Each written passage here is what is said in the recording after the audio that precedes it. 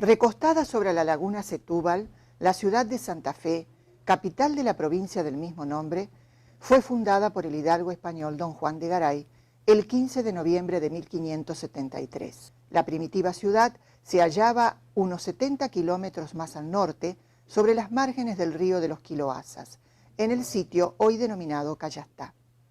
Más tarde, las inundaciones, la erosión de las barrancas y el asedio de los aborígenes provocaron su traslado al emplazamiento actual.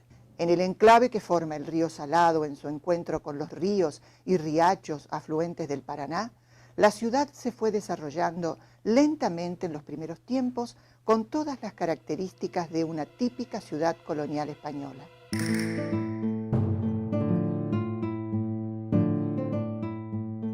Hacia 1622, el gobernador Diego de Góngora registra alrededor de 900 habitantes y ya a fines del siglo XVII, Azara cuenta 4.000 habitantes en la ciudad de Santa Fe, de un total de 12.600 en toda la provincia.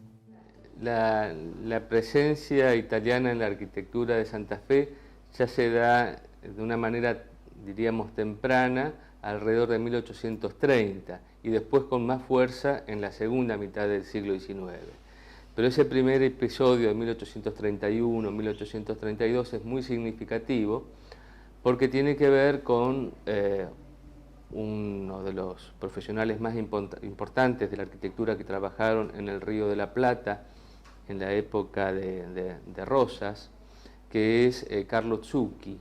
En esos momentos el cura de la iglesia parroquial de Santa Fe, hoy es la catedral, pero en ese momento todavía era la iglesia parroquial, el doctor Amenábar, le pide a Juan Manuel de Rosas, en su carácter de gobernador de Buenos Aires, por supuesto que quien intermedia es el brigadier López, el gobernador de Santa Fe, que Carlo Zucchi viaje a Santa Fe para hacer un proyecto de reforma de la iglesia matriz, de la iglesia parroquial.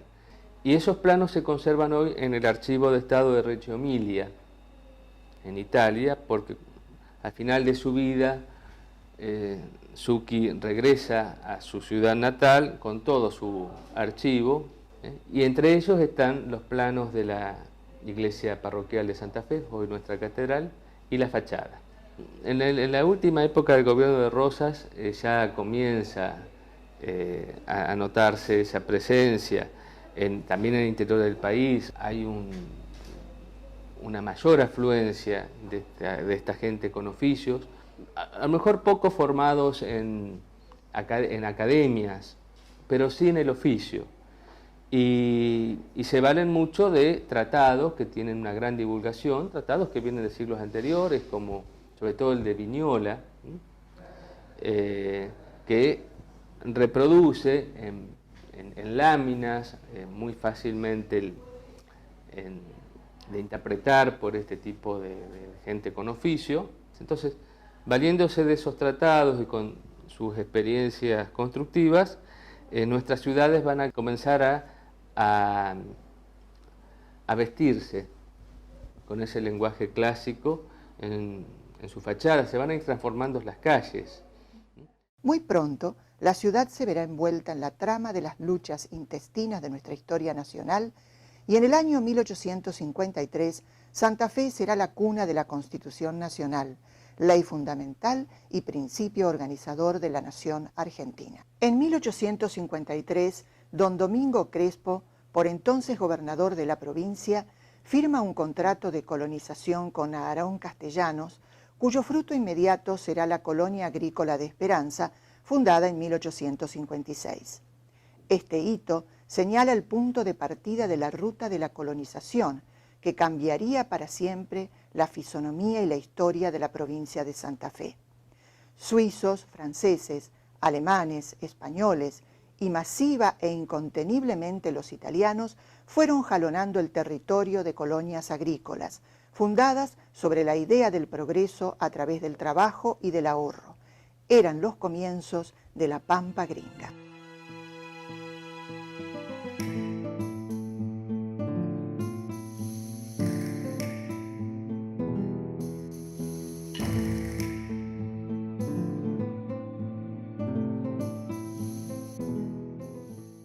cartas hablan todas cómo es la Argentina. No tenían elementos de conocimiento previo y se largaron porque por el hambre, por la miseria. Es cierto que vinieron a trabajar de una manera denodada, esforzada, y era la idea de la cultura del trabajo.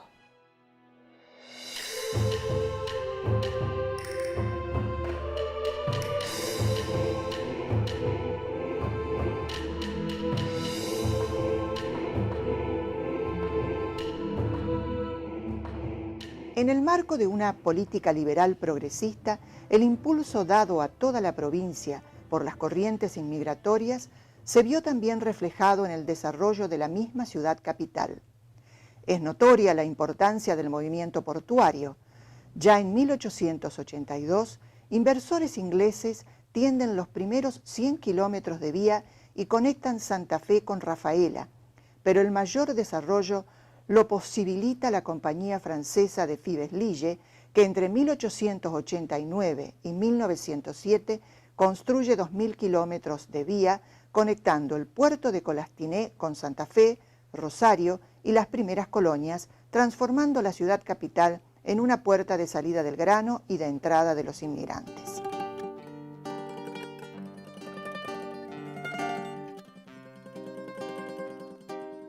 La atracción de una vida más fácil y el temor de internarse en la desconocida llanura asolada por el indio indujo a muchos inmigrantes a permanecer en la ciudad.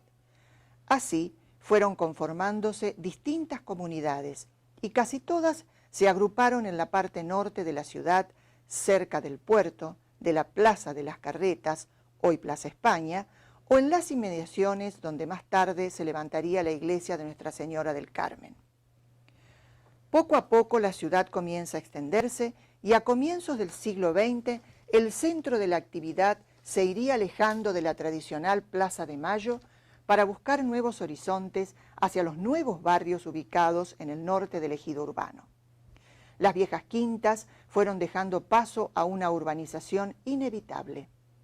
La ciudad va quedando organizada alrededor de dos centros: el antiguo barrio del sur, con sus resabios coloniales, donde se desarrolla la vida política y social, y el de los barrios nuevos de inmigrantes que van extendiendo los límites de la ciudad hacia el norte, hasta el arenal del Boulevard Gálvez, trazado en 1887, y hacia el oeste, más allá de lo que hoy es la Avenida Freire.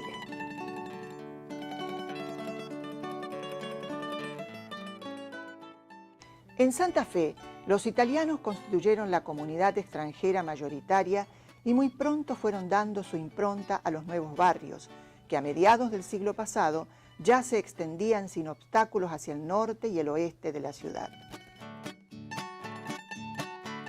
Una recorrida por la ciudad nos permitirá apreciar el aporte de los italianos a la arquitectura de Santa Fe, no solo a través de sus casas particulares, sino también en cuanto a la construcción edilicia de las instituciones de la colectividad y los espacios públicos.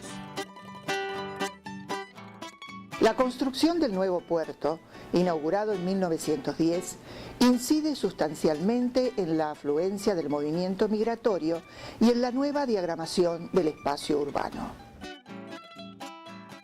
La instalación en terrenos portuarios de molinos harineros de gran porte, como el Marconetti, y la continua actividad de los silos y las areneras, entre las que se destaca la de Ángel Casanelo, transforman la ciudad en un importante centro económico y comercial.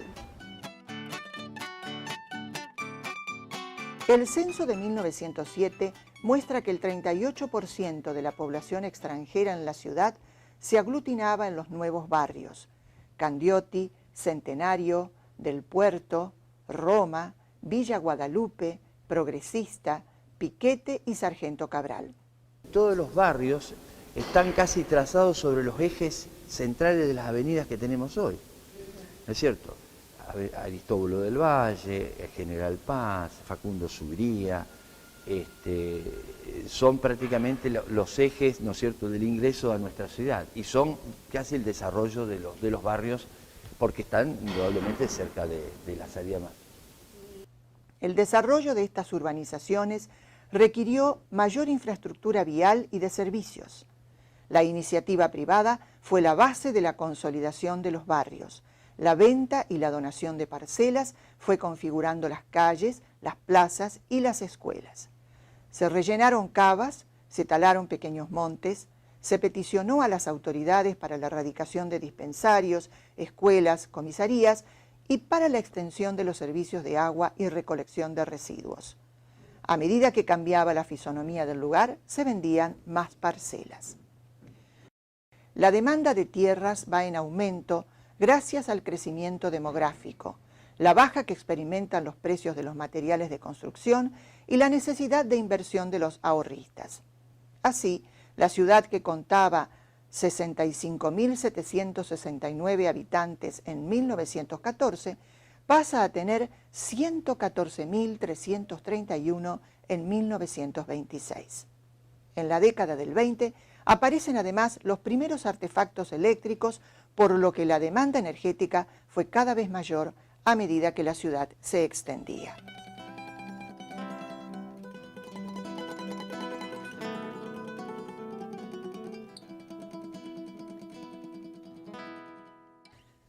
Al noreste de la vieja ciudad, en la zona de la antigua Chacarita de los Jesuitas, también llamada Paraje Los Ceibos, comienza el afincamiento de inmigrantes que llegan atraídos por el enclave ferroportuario que se había establecido en el lugar. En los primeros tiempos, las tierras se vendían en forma directa y el precio se acordaba según los intereses comunes y la ley de la oferta y la demanda. Con el tiempo, y en función de la infraestructura que la zona iba ofreciendo, el precio de la tierra se modificó sustancialmente. Así, las tierras que pertenecieron a Pablo Marcial Candiotti, su último dueño después de sucesivas ventas, se transformaron en un nuevo barrio que luego llevó su nombre y que se fue desarrollando en orden y progreso.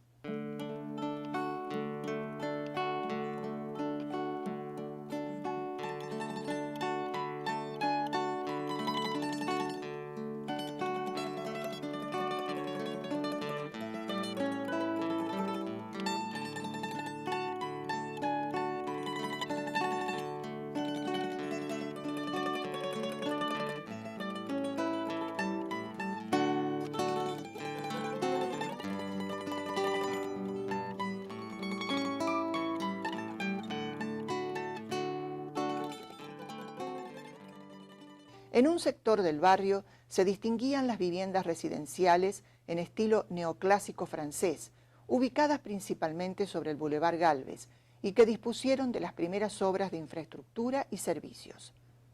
Otro sector del barrio mostraba la edificación típica predominante, la Casa Chorizo, de influencia italianizante. Y luego, al sur, sobre la actual avenida Lem, se ubicaban las fuentes de trabajo y servicios, el puerto, el ferrocarril francés de Santa Fe y Colonias, la cervecería Santa Fe, la usina de los tranvías que conectaban la antigua ciudad con el nuevo paraje, alejado todavía del centro administrativo. Cuando se habla de la Casa Chorizo, porque las habitaciones se ponían una en continuidad con la otra, se habla de una tipología arquitectónica y se prescinde de la gente que la usaba. La denominación Casa del Gringo tiene mucho más sentido que la denominación Casa Chorizo, porque en el primer caso hace alusión a los habitantes, a quienes residían en ella, es decir, porque la arquitectura tiene que ser siempre el testimonio de los habitantes de la casa. Esta casa se instala en las ciudades, en las zonas periféricas próximas a las quintas, conjuntamente con la incesante, constante y aluvión de inmigrantes.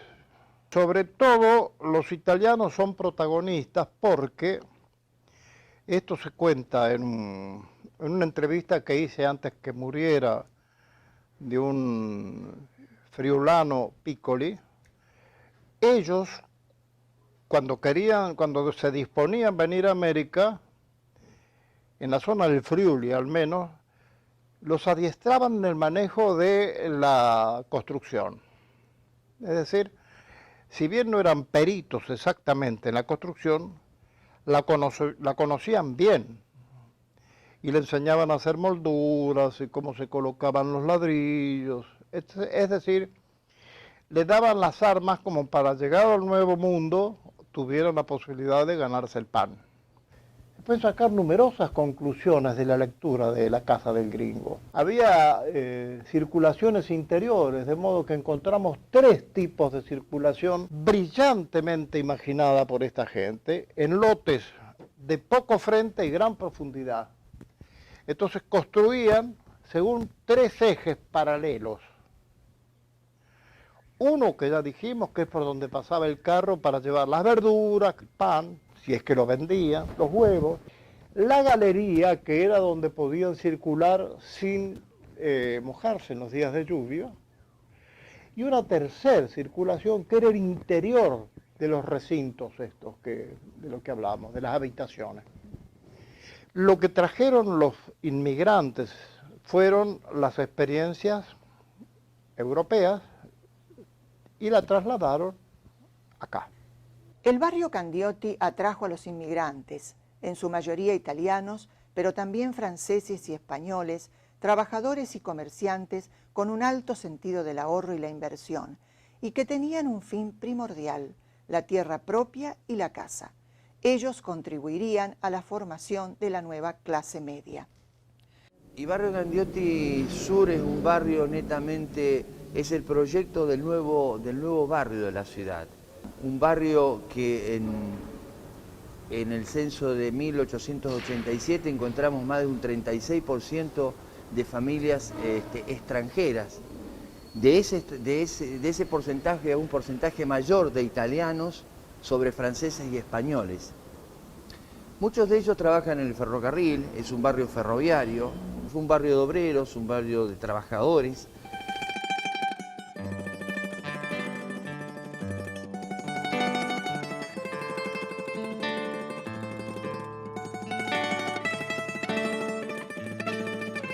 El Boulevard Gálvez se constituyó en el epicentro de un proceso de urbanización que se fue desarrollando alrededor de la estación del Ferrocarril Central Norte, hoy Estación Belgrano.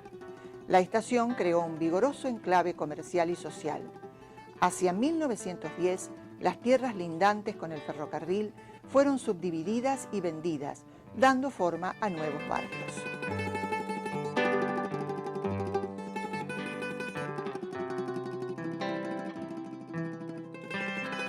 Por el oeste, sobre la actual Avenida Freire, se expande una barriada de comerciantes y quinteros que conformarían más tarde el nuevo mercado abastecedor de Santa Fe.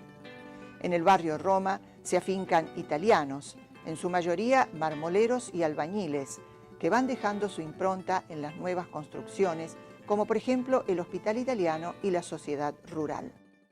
A partir más o menos del año 89 que se forma la primera comisión que tiene como motivo la construcción del edificio, participaron absolutamente todas las sociedades de socorro, todas las sociedades de todas las colonias alrededor de Santa Fe, por eso se denomina Hospital de Santa Fe y Colonias, y que muchas de ellas tenían una fuerte impronta de la comunidad italiana, porque la mayoría de sus inmigrantes pertenecían a esta comunidad. Tanto de la creación de la institución como la idea de hacer este edificio y todos los momentos de transformación en lo edilicio, siempre participaron arquitectos de origen italiano o hijos de aquellos que habían sido miembros de la institución, socios fundadores, pero que siempre habían tenido que ver con la comunidad italiana. Se coloca la piedra fundamental en 1890 y se termina de construir en 1892. Pero ya en 1928 se hace la ampliación del frente, va a transformar la fachada, que es un lenguaje neorrenacentista, muy propio de la época y con lógicas influencias de la arquitectura italiana, es decir, que se llevaban adelante a finales del siglo XIX en nuestro país. En cada una de las etapas siempre participaron constructores italianos, los Bertuzzi, o por ejemplo en el caso del proyecto del año 28 de ampliación que lleva adelante el ingeniero Tenerani, el director de obra ya era el arquitecto Mai, que había sido hijo también de uno de los fundadores del Hospital Italiano. Y ya en la reforma, o sea, la ampliación y reforma que se hace entre el año 1936 y 1938, que el hospital llega a tener la fachada que hoy conocemos, ya el arquitecto proyectista es precisamente el arquitecto Mai. Aquellos primeros maestros albañiles, en su mayoría italianos, que habían logrado construir con esmerada factura la casa tipo Chorizo o del Gringo, dejan paso a los primeros maestros de obras, que con conceptos más modernos incorporan una vivienda más funcional y estética, anexando la variante del garage.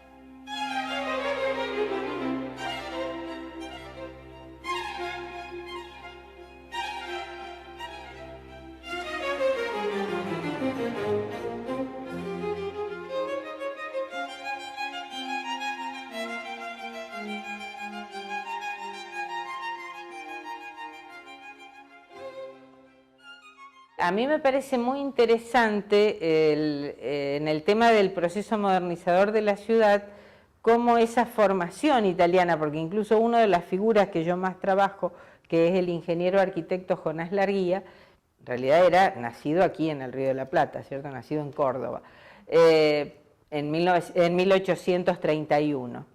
Pero él en el 58 solicita una beca y obtiene para ir a estudiar, en realidad él pide una beca para ir a estudiar escultura a Roma. Jonás Larguía está 3 años en Roma, en la Pontificia Academia de San Luca, y realmente es un periodo evidentemente muy prolífico, muy productivo para él, porque cuando llega aquí, de hecho la primera obra que se le encarga Mitre, creo, en el 60, es el Palacio del Congreso.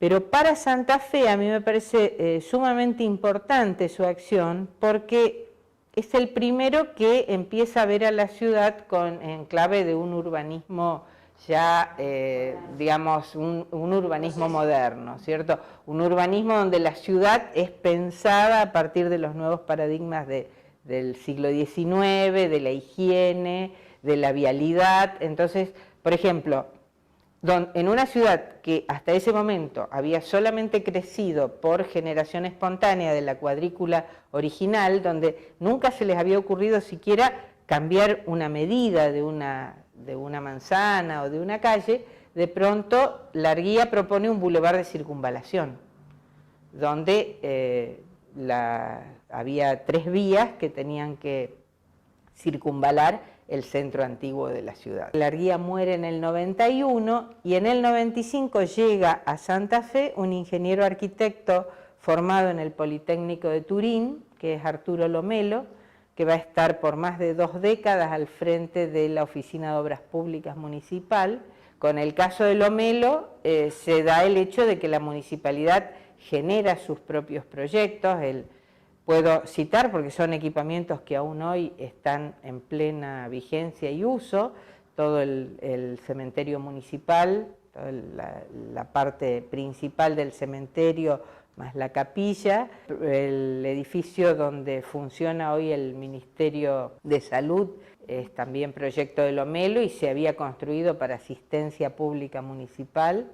El edificio del antiguo Banco Municipal donde hoy funciona el liceo, toda esa obra se proyecta dentro de las oficinas municipales con firma de Lomelo.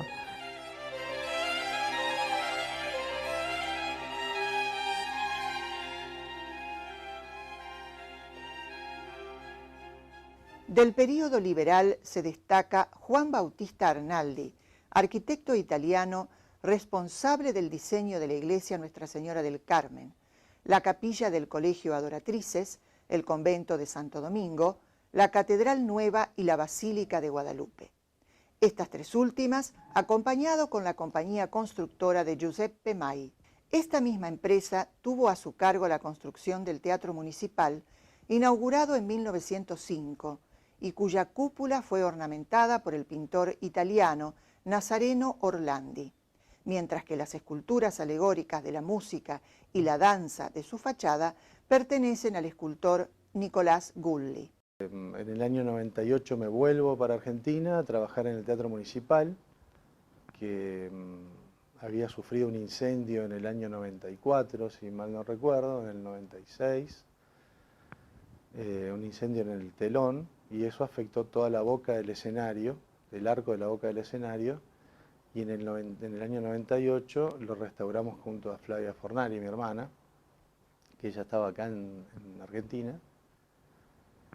Y bueno, fue una recuperación muy exitosa, porque la situación que nos encontramos después del fuego era prácticamente irreversible. El fuego en el yeso provoca esa situación. Yo particularmente trabajé en toda la fachada, recuperando los grupos escultóricos de la fachada y los ornamentos. Bueno, yo trabajé con 20 chicos de acá pasantes de arquitectura, diseño y de artes visuales, donde les hice hacer a ellos una experiencia de recuperación de estos ornamentos que estaban perdidos prácticamente debajo de 6 o 7 estratos de película pictórica, inclusive una de ellas, esa que fue aplicada en los años 70, un material muy grueso que aplanaba mucho las molduras.